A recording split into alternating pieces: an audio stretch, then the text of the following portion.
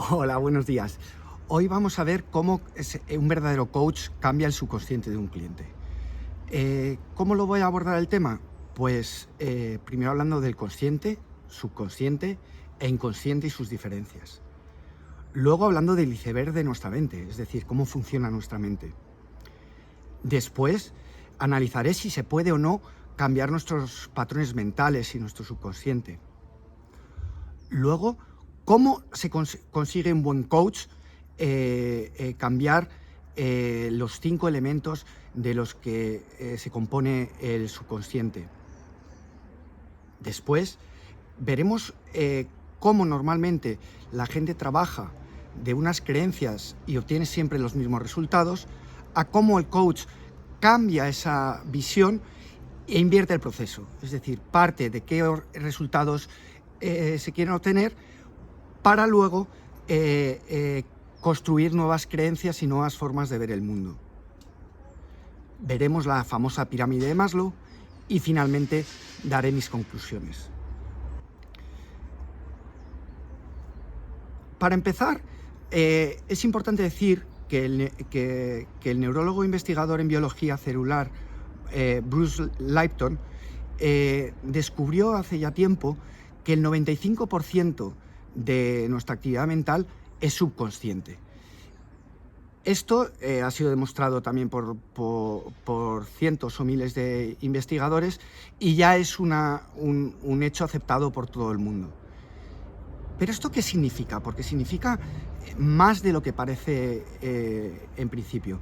Significa que solo el 5% de nuestra actividad mental, es decir, solo el 5% de nuestro día, somos conscientes de ello. ¿Eso qué significa?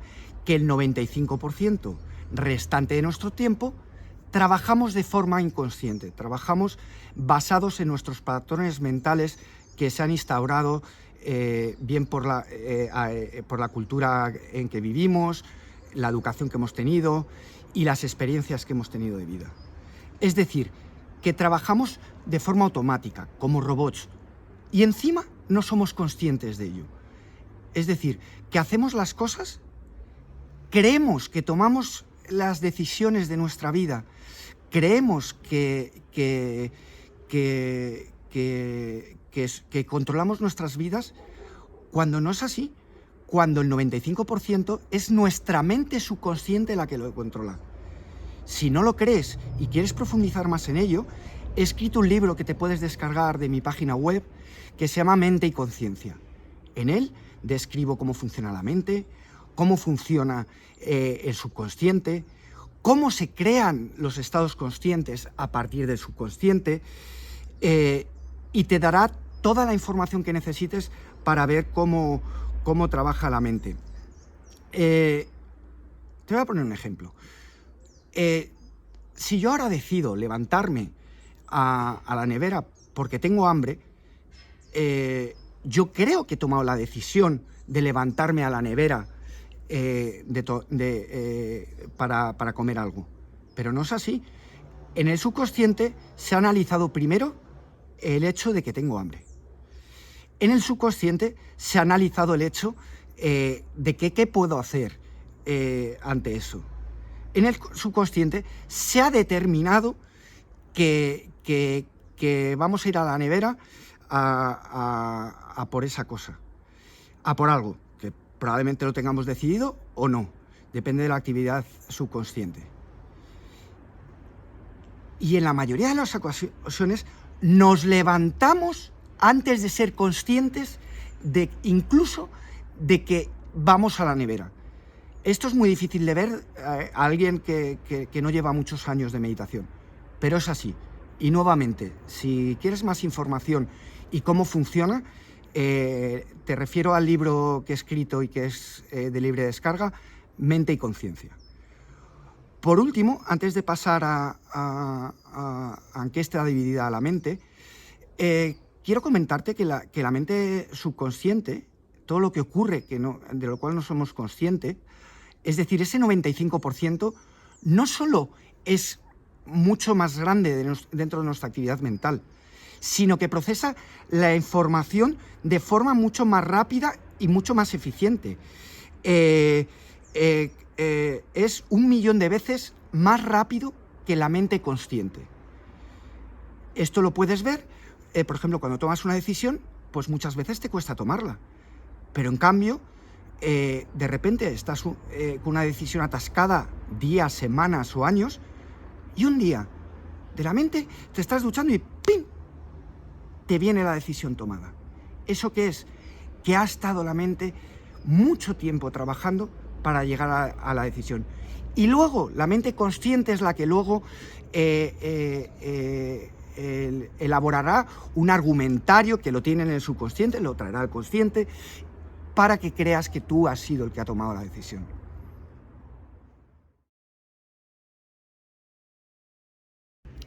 Nuestra mente está dividida en 3 partes: la mente consciente, la mente subconsciente y el inconsciente. La parte consciente es la parte más superficial, es a la que tenemos acceso, es la que nos permite tener intelecto, racionalizar las cosas, es la que toma decisiones en base a lo que tiene acceso, a lo que recuerda. Gracias a ella los humanos aprendemos, razonamos, jugamos, planificamos, decidimos y conversamos con otras personas. Pero tiene un gran problema, y es, que ya lo he dicho antes, toma decisiones en base a lo que es accesible para la mente consciente, es decir, solo al 5% de lo que hay en la mente consciente. Es decir, que no toma decisiones en base a toda la información. Y tiene otro problema todavía mayor, y es que la mente consciente toma decisiones basadas en todo lo que tenemos en el subconsciente, en nuestras creencias, en nuestros valores, en nuestra identidad, y eso es todo inconsciente. Es lo que llamamos los coaches nuestro mapa mental, es decir, lo que pensamos de nosotros y del mundo. Es decir, tomamos decisiones conscientemente, pero basados en algo que no somos conscientes, salvo que trabajemos mucho en el autoconocimiento. Luego tenemos la parte subconsciente. Sub significa que está por debajo de la parte consciente. Esto lo descubrió la parte subconsciente o inconsciente, porque actualmente se llama todo inconsciente. Lo descubrió Freud porque la gente se dio cuenta que la gente reaccionaba ante la vida, se comportaba de forma distinta a cómo pensaba. Entonces dijo, aquí en la mente tiene que haber algo más. En la parte subconsciente es la primera capa que hay a la cual no somos conscientes de ellas, pero es una capa a la cual podemos tener acceso con la reflexión, si nos preguntan sobre ella. Es decir, que es una capa que es razonablemente accesible si se trabaja en ello. Toda aquella tarea que hacemos rutinariamente, lo que hace es pasa de estar consciente a ir a esa parte subconsciente. Voy a poner un ejemplo. Conducir. Cuando conducimos, estamos pendientes del espejo retrovisor, del volante de delante, de mirar, de lo que nos dice el conductor, de cuándo tenemos que cambiar de marcha, nos estresamos. Los primeros días son horrorosos. Conforme pasan los días, lo vamos automatizando, hasta que llega ahora, pues con los que conducimos, pues vamos a cualquier sitio y vamos pensando en otras cosas y ni nos damos cuenta ni cómo hemos llegado ahí. ¿Eso por qué es? Porque todo eso se ha quedado grabado en nuestro subconsciente, se ha quedado en forma de patrón mental y conducimos de forma automática. Vuelvo a insistir, fijaros que os he dado un ejemplo de cómo nos comportamos de forma automática sin darnos cuenta. El conducir es un claro ejemplo que todos los que conducimos lo hacemos. También es importante el subconsciente porque es una entrada a la parte inconsciente, que es el nivel más inferior al cual en teoría no se puede tener acceso. Y entonces, ¿qué es el inconsciente? Bueno, el inconsciente, la palabra in significa adentro, interior, es decir, la parte interior de la parte consciente. Es lo que está profundamente arraigado dentro de la mente, y creo que leí en varios sitios que ocupa 6/7 de nuestra actividad mental. Es una parte donde se almacena información a la cual no tenemos acceso. Recuerdos de niñez, recuerdos que no recordamos y que luego a lo mejor nos enseñan una foto, nos sale y vienen otra vez al consciente. Aquellos traumas que se nos quedaron en el pasado. Y todos estos influyen en nuestros valores, en nuestra personalidad, en nuestras creencias, es decir, determinan cómo somos y cómo actuamos. Por eso es tan importante trabajar a nivel inconsciente, y por eso los buenos coaches trabajamos también el inconsciente. Es un lugar donde están los encuentros reprimidos, las creencias limitantes, los bloqueos, los sentimientos incontrolados, los impulsos. Para darte un ejemplo, si alguien de repente te pita o te dice algo en la calle, de repente accionas, o sea, reaccionas de forma automática, en piloto automático. Le insultas, hablas alto, según tu carácter. Bueno, pues eso es una reacción inconsciente. ¿De qué más se ocupa el inconsciente? El inconsciente se ocupa de las funciones fisiológicas, de respirar, del corazón, de toda la actividad del cuerpo. Y luego en el inconsciente hay que mencionar una parte que hay gente que lo asimila, pero es distinto, y es el ego. Con el coaching o con la terapia de los psicólogos, lo que se hace es, a través de las preguntas, de la escucha activa, del silencio, hacer que la persona saque al consciente esas cosas inconscientes que tiene y que le ayude a tomar conciencia de por qué está en esa situación, por qué no consigue esos objetivos. Y con eso lo que se logra es que esa persona amplíe su punto de vista y encuentre la forma en que puede superar sus problemas, sus bloqueos o conseguir sus objetivos.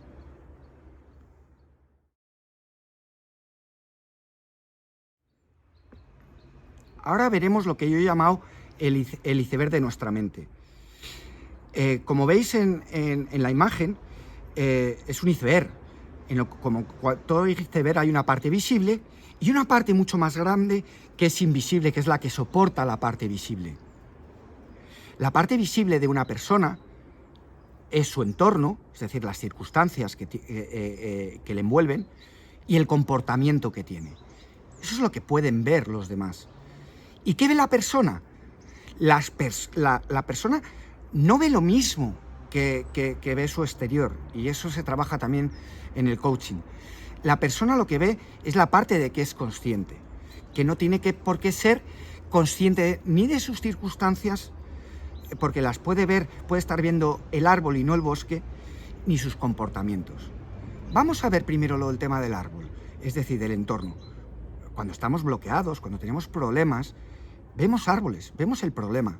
No somos capaces de ver más allá, no somos capaces de ver el bosque, ver oportunidades, ver nuevos caminos. Por eso, cuando contamos nuestra historia o nuestros problemas a alguien externo, sobre todo si es alguien formado, te sugiere cosas que no te habías dado cuenta, que no habías visto, y ve el problema de forma distinta. También respecto a nuestro comportamiento, muchas veces no somos conscientes de nuestro comportamiento. Por ejemplo, en una reunión familiar, vamos a poner, por ejemplo, con nuestra pareja, de repente, pues sin darnos cuenta levantamos la voz, reaccionamos con un mal gesto, hacemos algo que puede herir a la pareja. Si la pareja no es suficientemente madura, lo que hará es reaccionar ante eso y habrá una discusión. Si es suficientemente madura, lo que hará es reflejar, oye, ¿te has comportado así? ¿Qué ha pasado? Y entonces esa persona será capaz de tomar conciencia de su comportamiento. Pero si no, la gente se mete en discusiones banales simplemente por este hecho. Ahora partemos a la parte invisible, a la parte que está en el subconsciente, en el inconsciente. Esta parte no es desconocida. ¿Y qué hay detrás de esa parte invisible que hemos visto, que es el 95% de nuestra actividad diaria o nuestra actividad mental? Bueno, pues están las creencias, los valores, las capacidades, la identidad y la parte transpersonal. En la capa superior están las capacidades. ¿Qué son las capacidades? Las habilidades, destrezas y aptitudes que tiene cualquier persona para llevar a cabo distinto tipo de tareas, actividades y funciones. Estas capacidades las hemos ido adquiriendo con los años o las podemos desarrollar. Es decir, dentro de la parte subconsciente es lo más fácil de desarrollar, como por ejemplo la capacidad de conducir o la habilidad de conducir. Pero estas habilidades son las que determinan cómo nos relacionamos, cómo a nivel personal, profesional, nuestro trabajo, nuestro éxito profesional, es decir, nos ayudan a desenvolvernos tanto en el área profesional como en el área personal / social. Dentro de esto podemos ver que hay habilidades cognitivas, habilidades sociales, habilidades técnicas, habilidades físicas, habilidades emocionales, habilidades lingüísticas, habilidades artísticas, habilidades de liderazgo o habilidades de organización y gestión del tiempo. En el artículo que he escrito las verás definidas y un poco más detalladas, pero en el vídeo no creo que sea necesario. Y ahora pasemos a lo siguiente, a la siguiente capa, después de las capacidades, que son las creencias.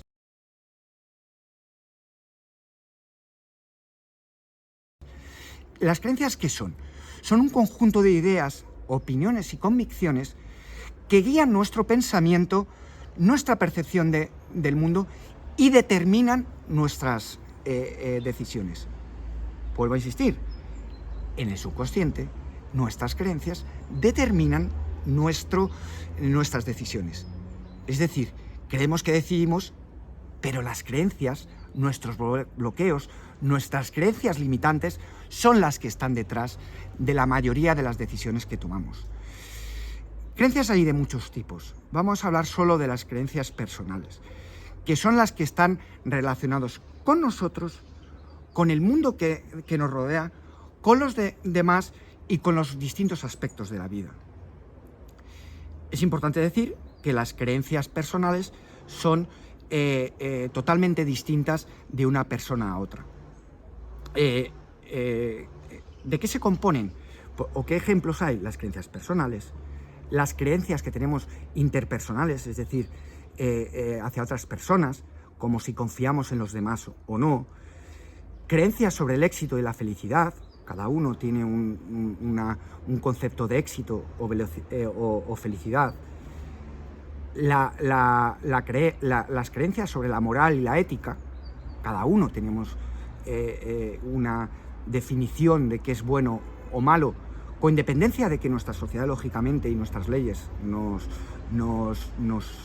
conducen a que las tengamos similares. Creencias sobre la espiritualidad y la religión. Hay gente que es atea, hay gente que es agnóstica, hay gente que es religiosa, hay gente que es espiritual. Son cosas totalmente distintas, son distintos modelos de ver el mundo. Y la otra cosa es de cómo vemos la sociedad y el mundo. Y aquí nos podemos meter, por ejemplo, en las creencias políticas y eso. Las creencias no son estáticas, las creencias varían a lo largo de nuestra vida, según nuestras experiencias, según aprendamos sobre un tema, la cultura que recibamos, las interacciones sociales que tengamos. Las creencias también se ven afectadas por la fe que tengamos en cosas o la fe que tengamos en algo superior. Y van cambiando también en función de las nuevas experiencias que vamos afrontando. Y como hemos dicho, tienen un gran impacto, por no decir que determinan nuestro comportamiento. Es decir, si realmente no tenemos un comportamiento o un pensamiento que estemos de acuerdo con ello, si no trabajamos en las creencias, nunca nos liberaremos de él.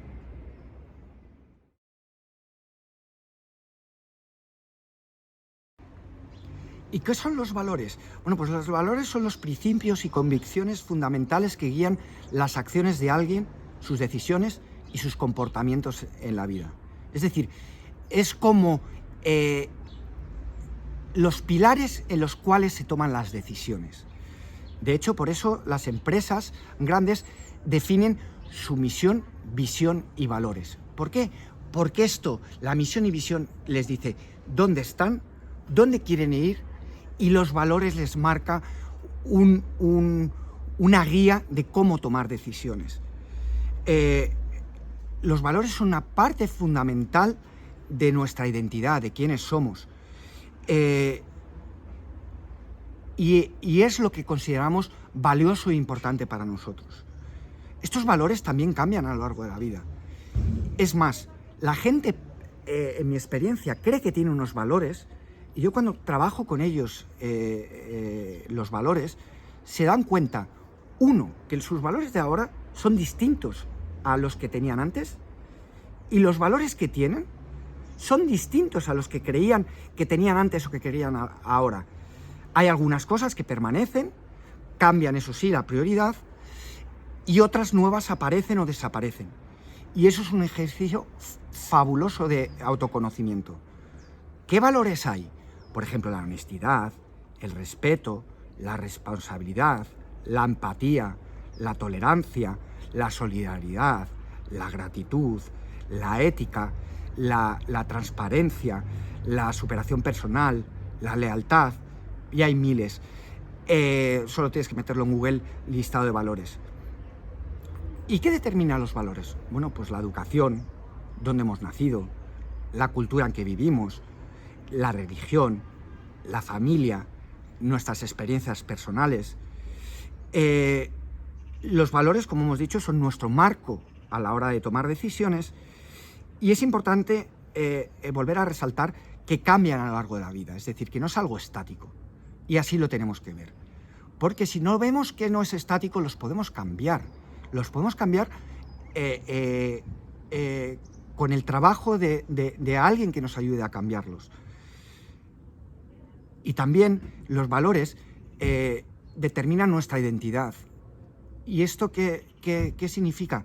Que si cambiamos nuestros valores, también podemos cambiar el quién somos.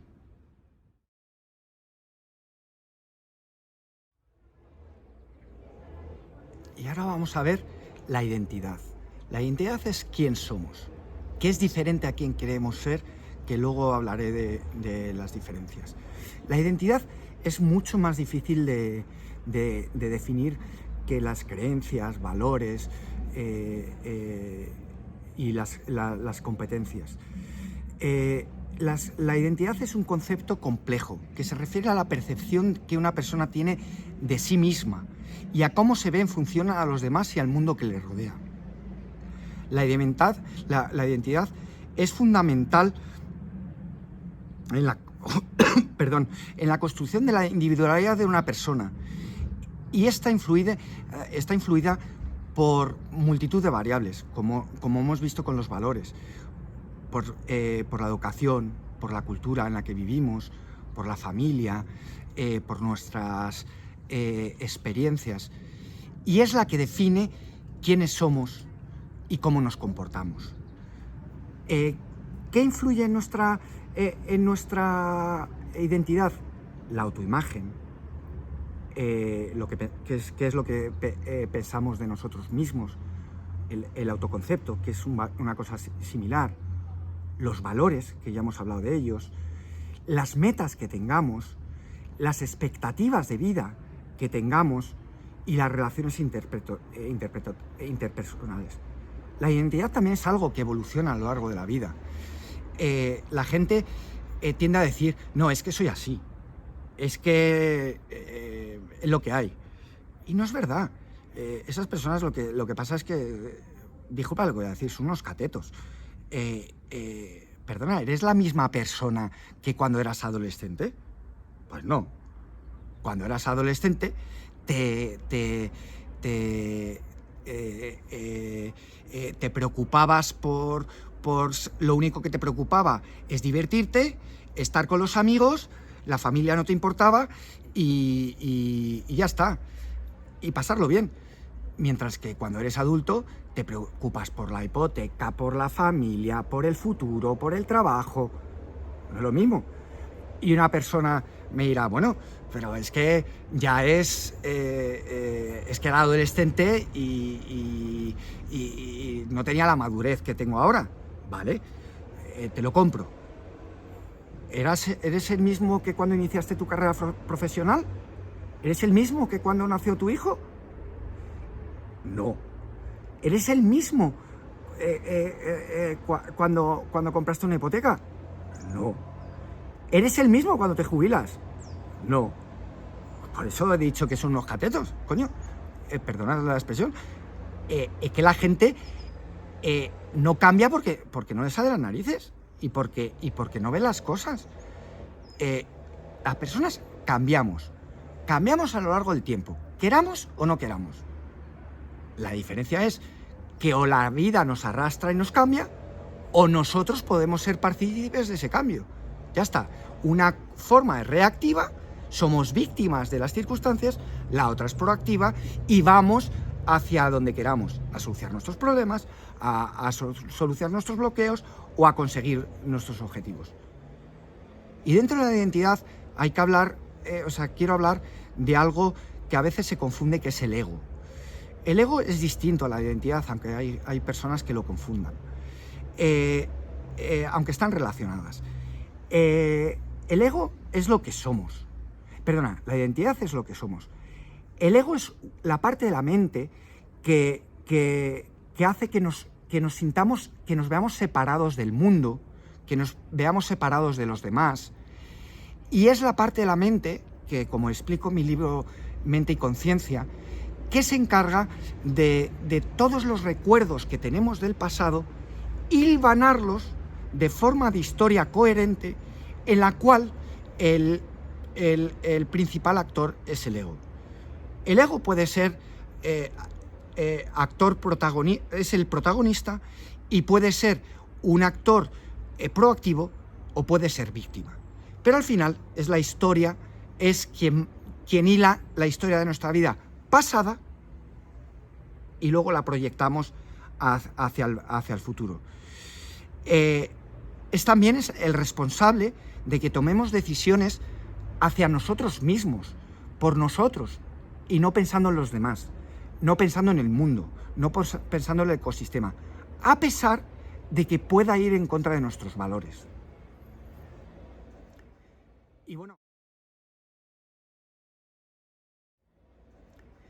Y bueno, ya nos falta por cubrir la parte transpersonal.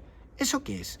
Bueno, pues en primera instancia y lo más fácil es lo que no está dentro de nosotros, lo que no somos nosotros. Es decir, las cosas que hacemos por los demás, por nuestras parejas, por nuestra familia, por nuestros hijos, por el mundo que nos rodea. Y si vamos más allá, y ahí entra la filosofía transpersonal, es la parte espiritual, la parte en la cual la persona no es solo cuerpo y mente, sino además es espíritu, en el cual estamos todos conectados, en el cual estamos conectados con el mundo, que no tiene nada que ver con la religión. Es decir, es una parte en la que se desarrolla la persona como lo que digo, cuerpo, mente y espíritu. Y el espíritu ya, pues uno lo puede dar desde un punto de vista religioso, y dirá que es alma, los católicos, los de otras religiones dirán otra cosa, y los espirituales podrán decir conciencia, o llamarlo universo, naturaleza, o da igual lo que se llame o lo que cada uno piense. Pero es decir, lo transpersonal es todo lo que va más allá de nosotros mismos y que nos mueve a hacer cosas más allá de nosotros mismos. Un ejemplo, sin irnos a la parte espiritual. En las guerras o en las cosas políticas, la gente hace cosas no por ellos, sino por el bien de la sociedad. Eso ocurre también con la gente que trabaja en ONGs. Es decir, es todo aquello que nos mueve, que está por encima de nuestra identidad y que nos lleva a tomar decisiones y a comportarnos de determinada forma con independencia de nuestra identidad. Por eso también es importante que un buen coach trabaje en la parte transpersonal.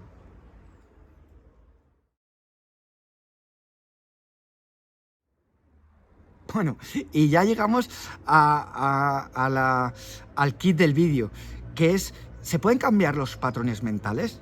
¿Y qué hace el coach y cómo lo hace el coach? Ya lo hemos visto que sí. Los patrones mentales subconscientes, tanto las capacidades, las creencias, los valores, la identidad y la parte transpersonal, todo se puede cambiar. La vida nos lo cambia, como hemos estado viendo, pero nosotros también, con ayuda de otros, podemos trabajar y cambiarlos. Lógicamente, cuanto más arraigados están dentro de nuestro subconsciente, más difícil es el cambio.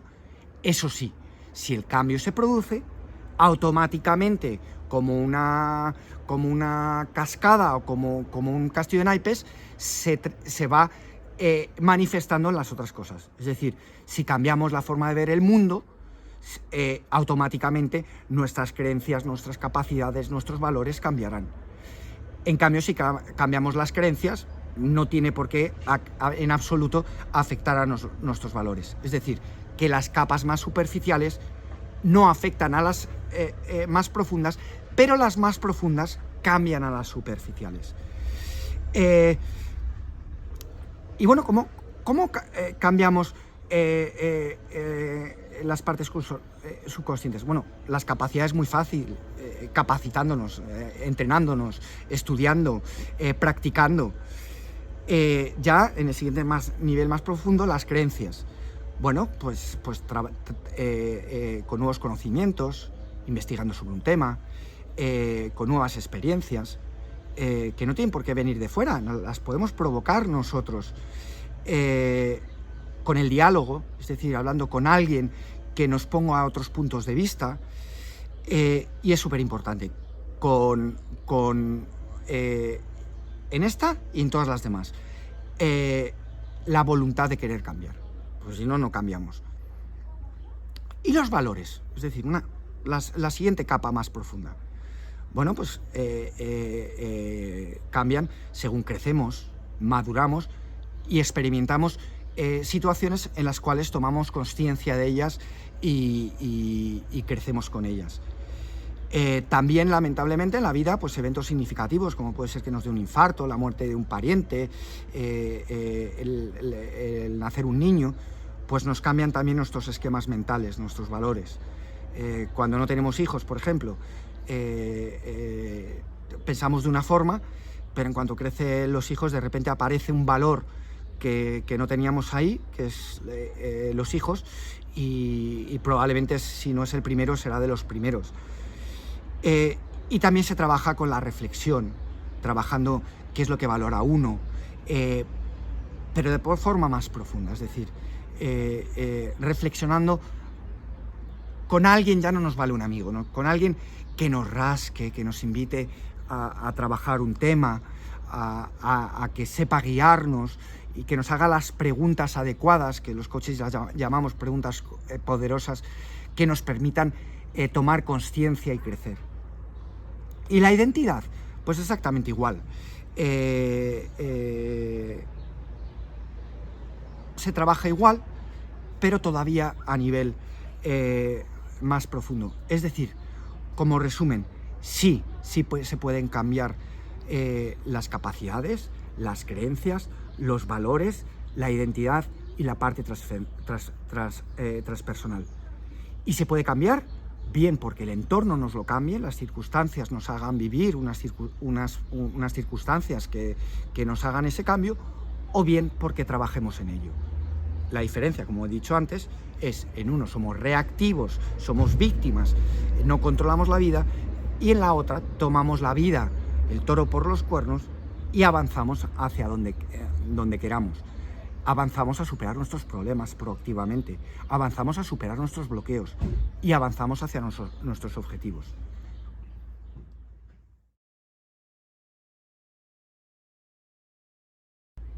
¿Y cómo consigue el coach trabajar en nuestro subconsciente?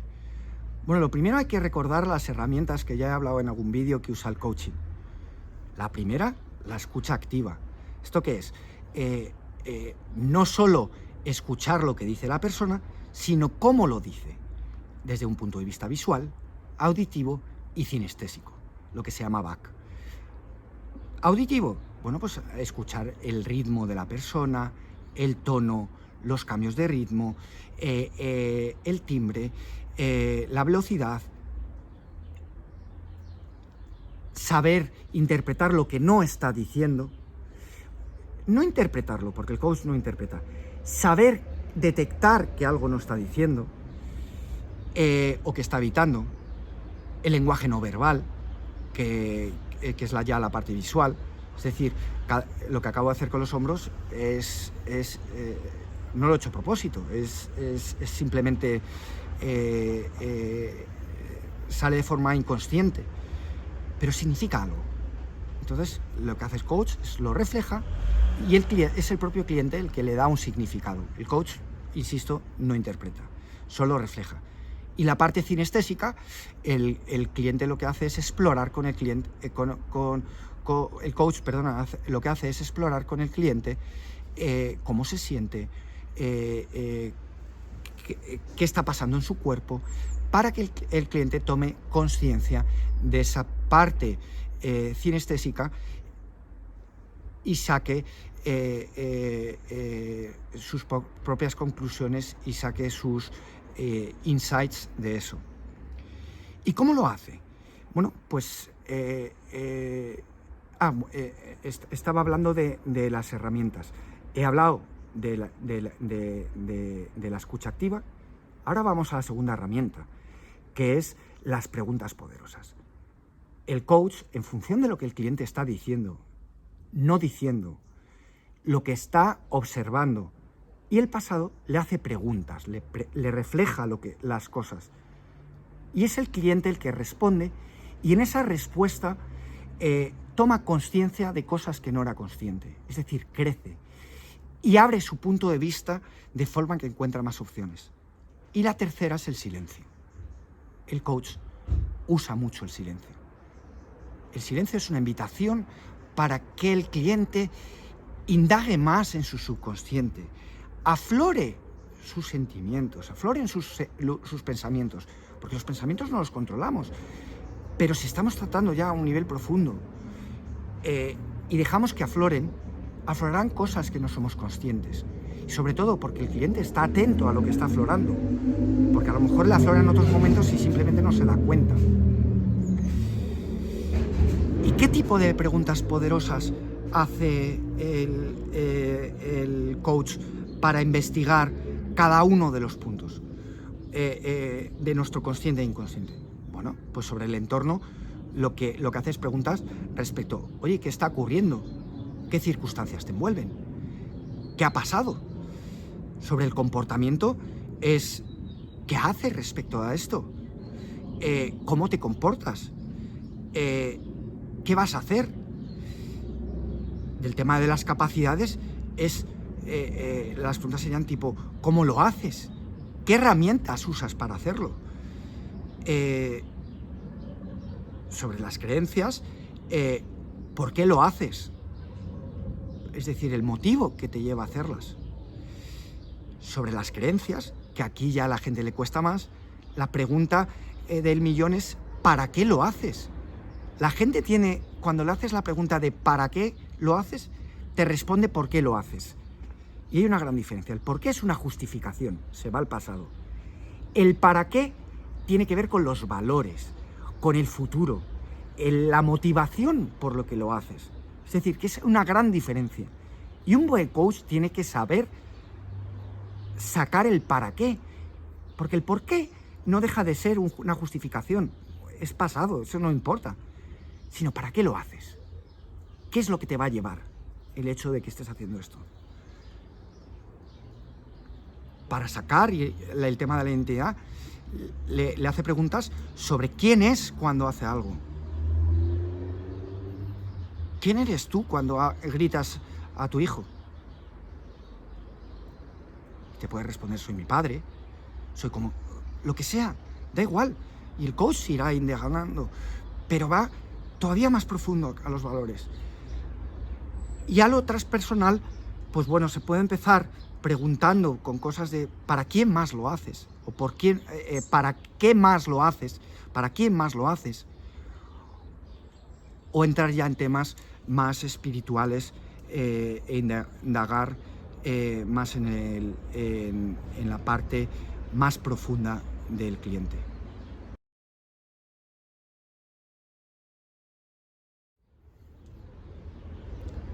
Una cosa que todos tenemos claro es, y les pasa a muchísimas personas, es que hacen una y otra vez lo mismo y obtienen los mismos resultados.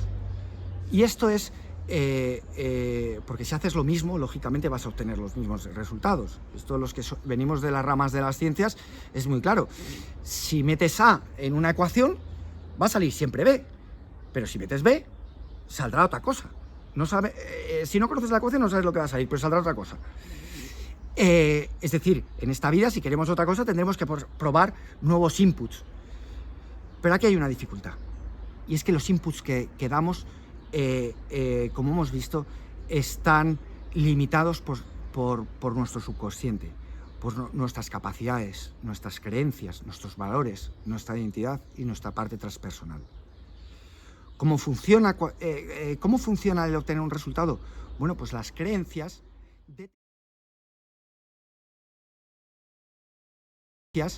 determinan las emociones. Las emociones determinan cómo nos comportamos y qué hacemos. Y el qué hacemos determina finalmente el resultado. Es decir, como veis en pantalla, el flujo es creencias, lleva a emociones, emociones a comportamientos y comportamientos a resultados. ¿Y por qué no cambiamos? Bueno, porque las creencias están muy arraigadas, hay que trabajar sobre ellas. Y también dentro de las creencias, por lo siguiente, y eso hay que trabajarlo, por la comodidad de la zona de confort.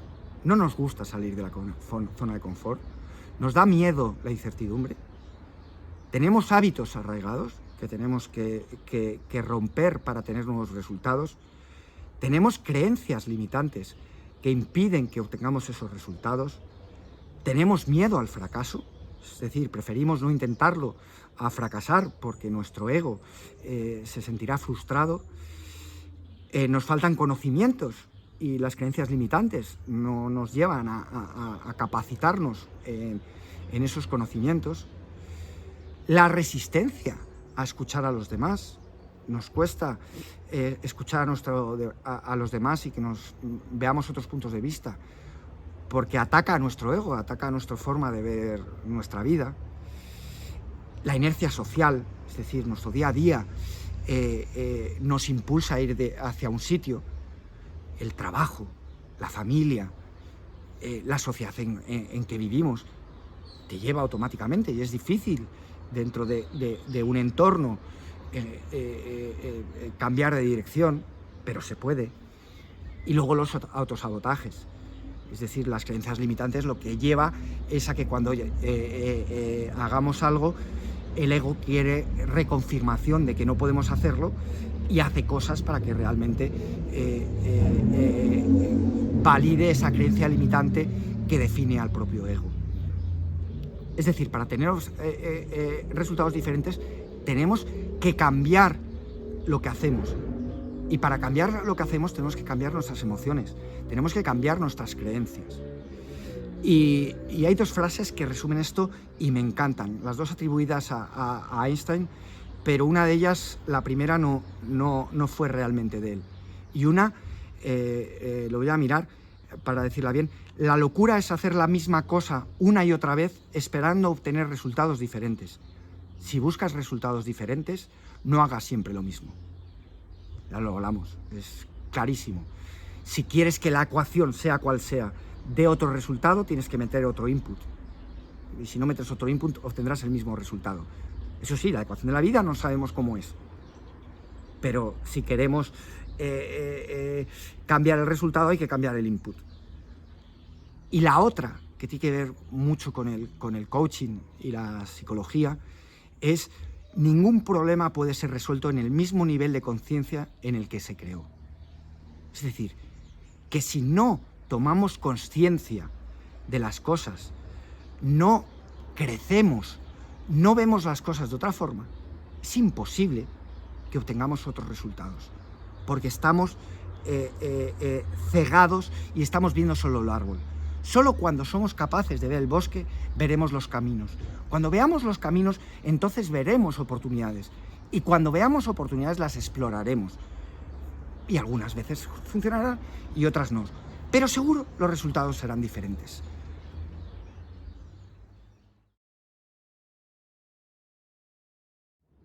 Hemos visto que las creencias determinan los sentimientos, cómo te comportas, y cómo te comportas, es decir, qué haces, te da unos resultados.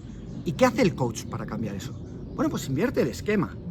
En vez de partir del pasado, como hacen los psicólogos, que por eso el coaching para muchas cosas es más rápido y más efectivo, lo que hace es dejar el pasado atrás. Ya habrá que trabajar lo que se tenga que trabajar, pero no importa el pasado, lo que importa es el futuro. Es decir, ayuda al cliente a ver qué es lo que quiere, un objetivo futuro, un resultado. Una vez que tiene el resultado, ¿qué es lo que hace? Es qué tienes que hacer para llegar a ese resultado. Una vez el cliente ve qué tiene que hacer, oye, ¿qué tienes que sentir para hacer eso que quieres hacer? Y por último, ¿cómo tienes que pensar para llegar a ese resultado? Es decir, que cambia totalmente el proceso. Lógicamente, en la primera sesión lo que se hace es determinar el objetivo final, que a lo mejor no es en la primera y se tardan varias sesiones en hacerlo, y poco a poco se va construyendo este proceso. Siempre orientado a ese objetivo. Es decir, el coaching, el verdadero coach, no trabaja el problema, trabaja el resultado, que es la solución. ¿Dónde quiere estar el cliente? Si nos vamos a la parte de objetivos, no trabaja la situación actual, que puede ser la que sea del cliente. Es, oye, ¿dónde te quieres ver? ¿Qué quieres conseguir? ¿La felicidad? Bueno, pues define qué es la felicidad para ti. Pues es tal. Entonces, ¿qué vas a hacer para conseguir esa felicidad? Bueno, pues voy a hacer esto. Bueno, ¿y cómo te sentirás? Bueno, pues me sentiré feliz. El trabajar el sentimiento lo que hace es arraigar más el objetivo, el compromiso con el objetivo, el buscar nuevas opciones. Bueno, ¿y qué tienes que creer? Bueno, tengo que creer que puedo. Tengo que creer que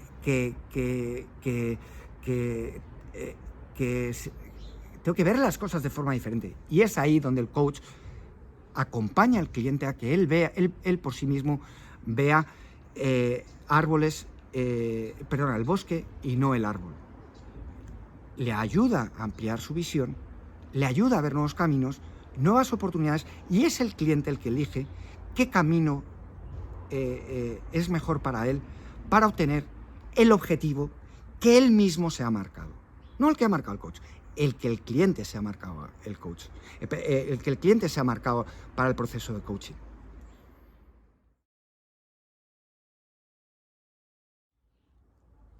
Otro elemento con el que trabaja el coach es la pirámide de Maslow, que es muy conocida, pero voy a hablar brevemente sobre ella. Se llama también la jerarquía de necesidades de Maslow. ¿Y qué es lo que hace? Maslow jerarquiza las necesidades humanas, creo recordar que son 5 peldaños, ahora lo veremos, en las cuales una persona no tiene la necesidad de una jerarquía superior, mientras la jerarquía actual y las que hay por debajo no las tenga cubiertas. ¿Esto por qué es importante? Porque es lo que lleva a determinar las motivaciones de las personas y explica el comportamiento de las personas. Ahora no voy a entrar en ella porque tenéis documentación a patadas y si no, leed el artículo que tengo. Las voy a describir simplemente.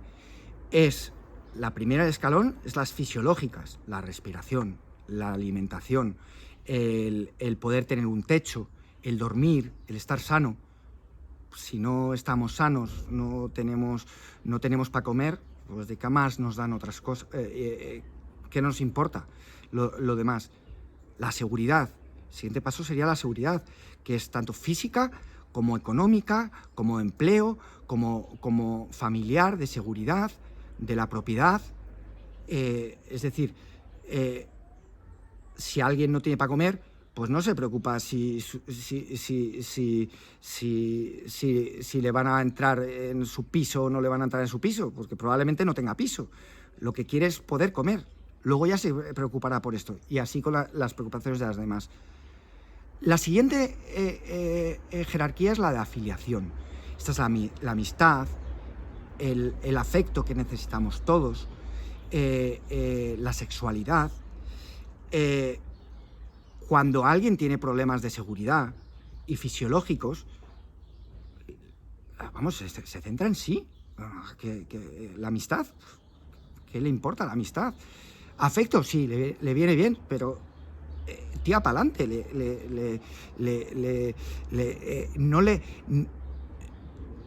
le apoya, pero no le es necesario. El siguiente peldaño es el reconocimiento. Primero el autorreconocimiento, la confianza, el respeto de los demás, el que los demás reconozcan nuestro trabajo, nos reconozcan a nosotros. Y por último, el más alto es la autorrealización. Que es ya la parte en la cual uno ya se siente autorrealizado y se siente muy bien con uno mismo y ha alcanzado el Ikigai, que hoy no voy a hablar de eso y supongo que ya haré un vídeo al respecto.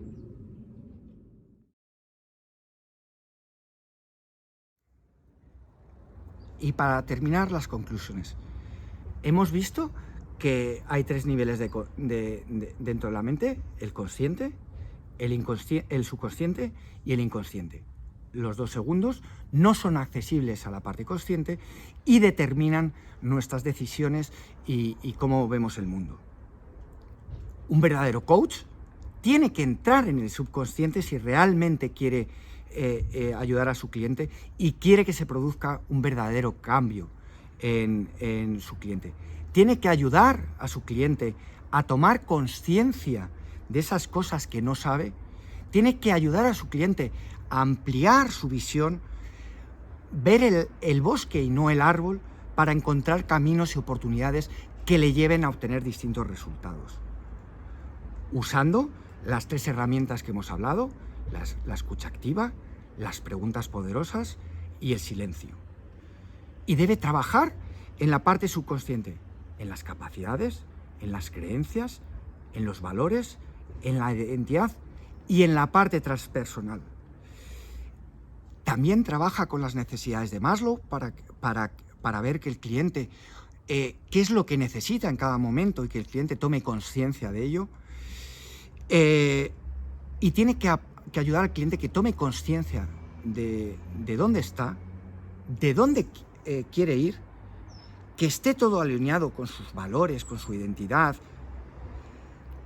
y que le ayude y le acompañe durante el camino. Y esta ayuda y este acompañamiento en el coaching, a diferencia de la psicología, que puede durar años, suele ser de 6 a 10 sesiones, dependiendo del objetivo que una persona se marque. ¿Y qué se consigue con este proceso de coaching? Pues bueno, lo primero, el objetivo, superar el problema que tengamos, el bloqueo o el objetivo que nos propongamos. Segundo, crecimiento personal. Y tercero, independencia del coach. Es decir, el coaching, a diferencia de un médico, un psicólogo, no quiere que dependas la forma en que trabaja no es desde la dependencia, desde estar como una persona superior a ti que te guía. No, es desde el empoderamiento, en la facilitación de que el cliente crezca, porque el cliente está completo, lo único que necesita es ayuda para encontrar sus herramientas, encontrar su camino.